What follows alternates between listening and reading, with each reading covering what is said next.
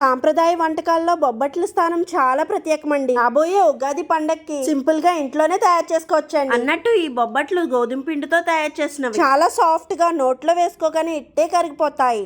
ఎప్పుడు చేసుకున్నా చాలా సాఫ్ట్ గా వచ్చేట్టుగా, అలాగే చాలా సులువైన పద్ధతిలో ఈ బొబ్బట్లు ఎలా తయారు చేసుకోవాలో చూసేద్దాం వచ్చేయండి.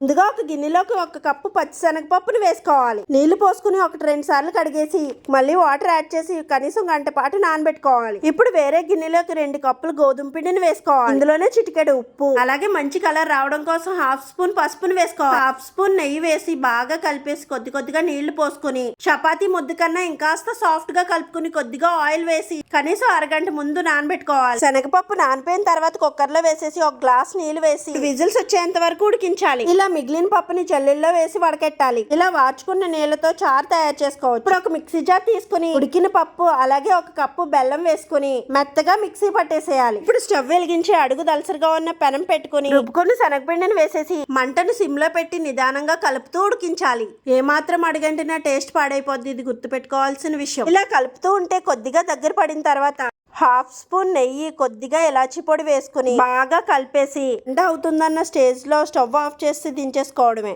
కాసేపు ఫ్యాన్ గాలికి గానీ నార్మల్ గానీ అయినా చల్లారనిద్దాం. చేత్తో నార్మల్ గా మీడియం సైజ్ ఉండలు చుట్టేసుకోవాలి. ఒకేసారి ఉండలు చేసుకుని పక్కన పెట్టేసుకుందాం. ముందుగా చేసి పెట్టుకున్న గోధుమ పిండిని తీసుకుని ఇలా వేళ్లతో స్ప్రెడ్ చేయాలి. మధ్యలో ఉండను పెట్టి అన్ని వైపులా కవర్ చేసుకోవాలి. వీడియోలో చూపించిన విధంగా లోపల ఉండను కవర్ చేయాలి. ఉంటే బటర్ పేపర్ వేసుకుని కొద్దిగా ఆయిల్ అప్లై చేసి అవసరం లేకుండానే చేత్తోనే స్ప్రెడ్ చేసుకోవాలి. మరీ పెద్ద సైజ్ కాకుండా ఇలా మీడియం సైజ్ లో ఒత్తుకుంటే సరిపోతుంది.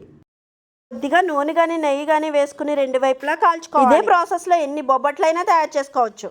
గోధుమ పిండితో చేసిన ఈ బొబ్బట్లు సూపర్ టేస్టీగా, మరింత సాఫ్ట్ గా నోట్లో వేసుకోగానే ఇట్టే కరిగిపోతాయండి. వీడియో నచ్చినట్లయితే లైక్ చేయండి, అలాగే మన ఛానల్ ని ఫాలో చేయండి. Thank you for watching.